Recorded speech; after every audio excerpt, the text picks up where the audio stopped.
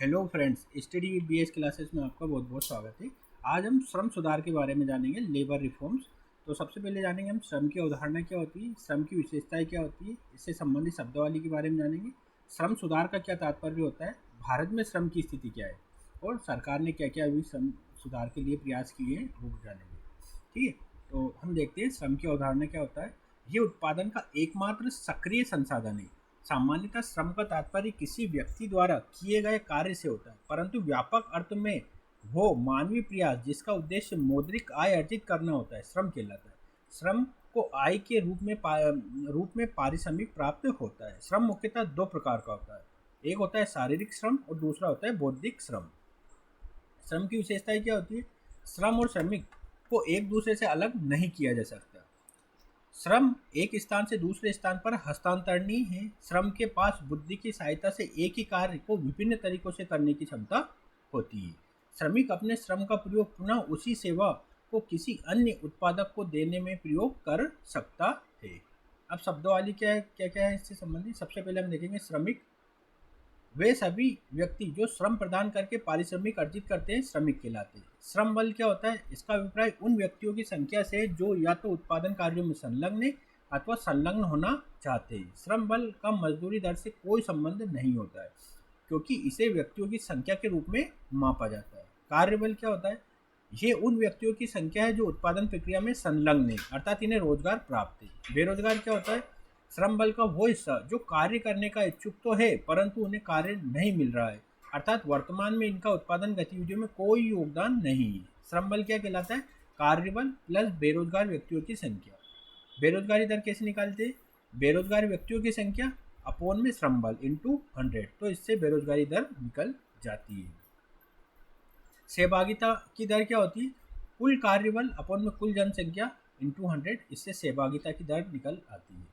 यदि बेरोजगार व्यक्तियों की संख्या को कम कर दिया जाए तो बेरोजगारी दर में कमी आएगी तथा कार्यबल की संख्या बढ़ जाएगी। कार्यबल में वृद्धि से सहभागिता की दर में वृद्धि होगी। परिणाम स्वरूप न केवल आत्मनिर्भरता बढ़ जाएगी बल्कि आर्थिक समृद्धि दर भी बढ़ जाएगी। इस प्रकार महिला सशक्तिकरण से देश में श्रम की सहभागिता दर बढ़ाने में सहभागिता दर बढ़ने लगती है। श्रम आपूर्ति क्या कहलाती है? श्रम की वो मात्रा जिसे श्रमिक एक विशेष मजदूरी दर पर स्वेच्छापूर्वक अर्पित करते हैं, श्रम आपूर्ति कहलाता है। श्रम आपूर्ति का मापन मनुष्य दिनों के रूप में किया जाता है तथा इसका अध्ययन सदैव मजदूरी दर के संदर्भ में किया जाएगा। श्रमिकों की संख्या को स्थिर रखकर भी श्रम आपूर्ति को बढ़ाया जा सकता है। श्रम की कार्यकुशलता क्या होती है? किसी श्रमिक के द्वारा एक निश्चित समयावधि में उपलब्ध परिस्थितियों में उत्पादित वस्तु और सेवाओं की मात्रा एवं गुणवत्ता श्रम की कार्यकुशलता कहलाती है। श्रम सुधार, लेबर रिफॉर्म। श्रम सुधार का तात्पर्य श्रम की कार्यकुशलता में वृद्धि से है। श्रम सुधार विभिन्न श्रम कानूनों को सरल करने, श्रम को सामाजिक आर्थिक सुधार प्रदान करने से संबंधित है। श्रमिक और नियोक्ता के मध्य उचित वातावरण उपलब्ध कराना ही श्रम सुधार का उद्देश्य है। इसके माध्यम से श्रम की सहभागिता दर में वृद्धि की जा सकती है। भारत में श्रम की क्या स्थिति है? भारत में अधिकांश कार्यबल ग्रामीण क्षेत्रों में कार्यरत है, यद्यपि इनकी उत्पादकता निम्न है। शहरी क्षेत्र की तुलना में ग्रामीण क्षेत्र में सहभागिता दर अधिक है, यद्यपि इनका जीडीपी में योगदान तुलनात्मक रूप से कम है। कार्यबल का अधिकांश हिस्सा अनौपचारिक क्षेत्र में कार्यरत है, परिणाम स्वरूप सामाजिक सुरक्षा का अभाव है। भारत में श्रम समवर्ती सूची का विषय है, अतः केंद्र सरकार एवं राज्य सरकारों द्वारा विभिन्न श्रम कानूनों का प्रयोग किया जाता है। इससे श्रम कानूनों में जटिलता उत्पन्न होती है और उनके दुरुपयोग को बढ़ावा मिलता है।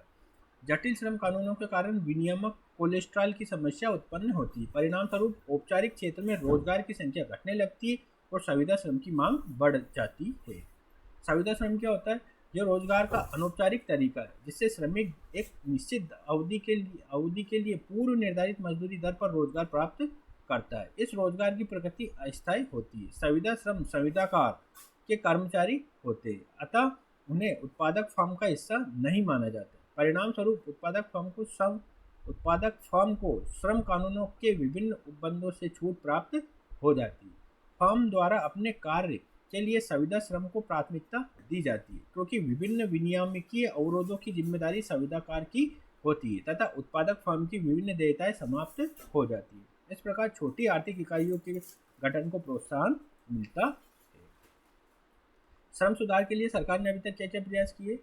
हाल ही में आपको पता होगा 4 नए श्रम कानून, सारे श्रम कानूनों को मर्ज करते हुए 4 नए कोड लागू किए है ना, 4 लेबर कोड, वो उसका आप अध्ययन कर सकते हैं। सरकार ने श्रमेव जयते अभियान के अंतर्गत श्रम सुविधा पोर्टल की शुरुआत की है। इसके माध्यम से देश के विकास में अनुकूल औद्योगिक वातावरण उपलब्ध कराया औद्योगिक वातावरण उपलब्ध कराना सरल हो जाएगा। इस पोर्टल के माध्यम से श्रम निरीक्षक द्वारा निरीक्षक रिपोर्ट 72 घंटे में सार्वजनिक की जाएगी। परिणाम स्वरूप इंस्पेक्टर राज की में कमी आएगी। विभिन्न उद्योगों द्वारा श्रम कानूनों से संबंधित अनेक जानकारियां संक्षिप्त रूप में सरकार को दी जा सकेगी, जिनका अभी तक विस्तृत विवरण देना होता था।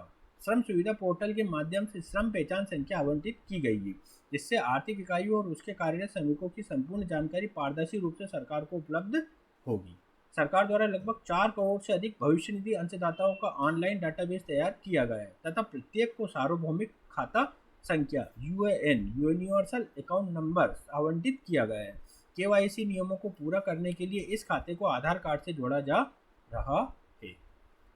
अनौपचारिक क्षेत्र में कार्यरत श्रमिकों के लिए राष्ट्रीय स्वास्थ्य बीमा योजना, अटल पेंशन योजना, जीवन ज्योति बीमा योजना आदि की शुरुआत की गई है, जिससे सामाजिक सुरक्षा का विस्तार किया जा सके। आर्थिक इकाइयों की श्रम संबंधी पंजिकाओं के रखरखाव की प्रक्रिया को सरल कर दिया गया है। ये पंजिकाएं श्रमिकों के वेतन, अवकाश, भत्ते, उपस्थिति आदि से संबंधित है।